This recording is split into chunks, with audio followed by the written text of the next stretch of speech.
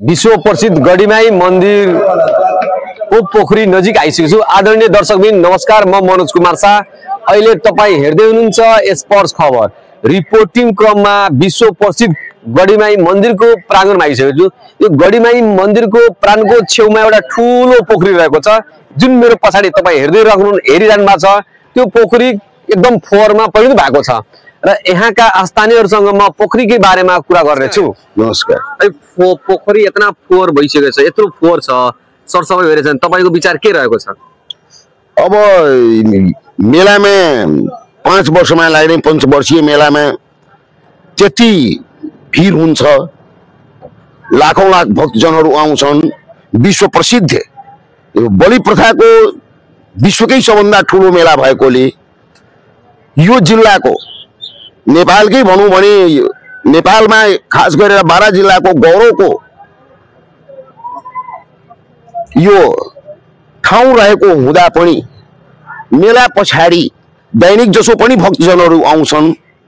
मान्छेको घुइँचो लागेपछि फोहोर हुन्छ नै, तर यो नगरपालिकाले यसको व्यवस्थापन नगरिदिएर धेरै नै यहाँका स्थानीयवासीहरू भक्तजनहरू आउने श्रद्धालुहरू पनि मा यसको नकारात्मक असर पर्छ। स्थानीयहरू पनि यसबाट धेरै नै दुखी छन् र यसको उचित व्यवस्थापन स्थानीय निकायबाट नभएको सबैको गुनासो छ। यहाँ अब यसको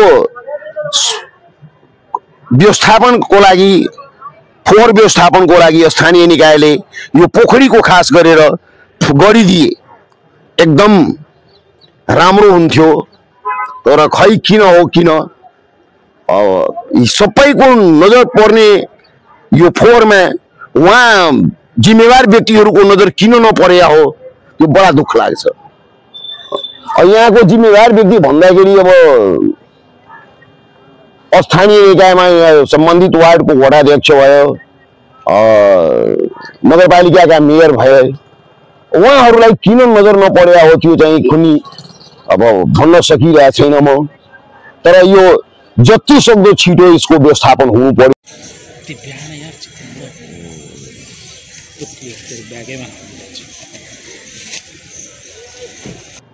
अपने जैसे कि देख सकते बारी हमनी के विश्व प्रसिद्ध गढ़ीमाई माता के कहाँ दुनिया तक मतलब कि हाला बा कि हाँ यह माँ गढ़ीमाई नगर पालिका में एगो मंदिर बा जोन पूरा विश्व प्रसिद्ध बा।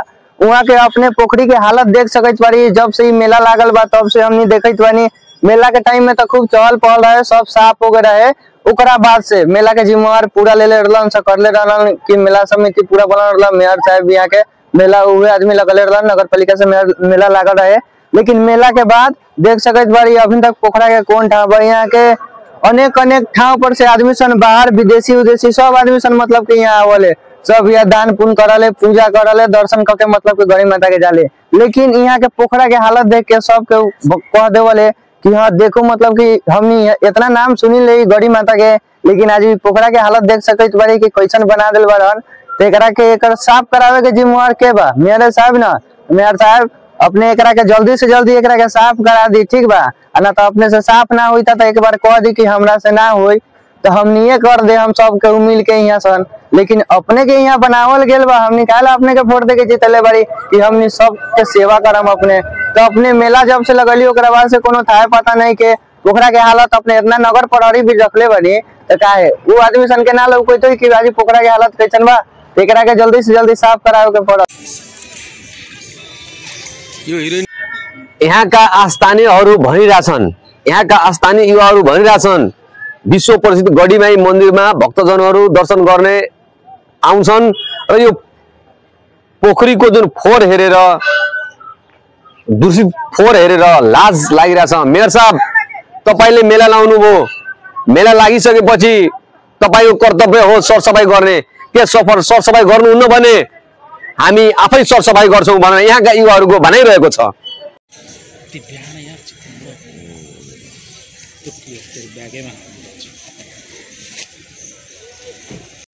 म उपेन्द्र यादवजीलाई म फोन गरेछु, त्यो पोखरीको बारेमा कुरा गर्न खोज्दैछु फोन मार्फत।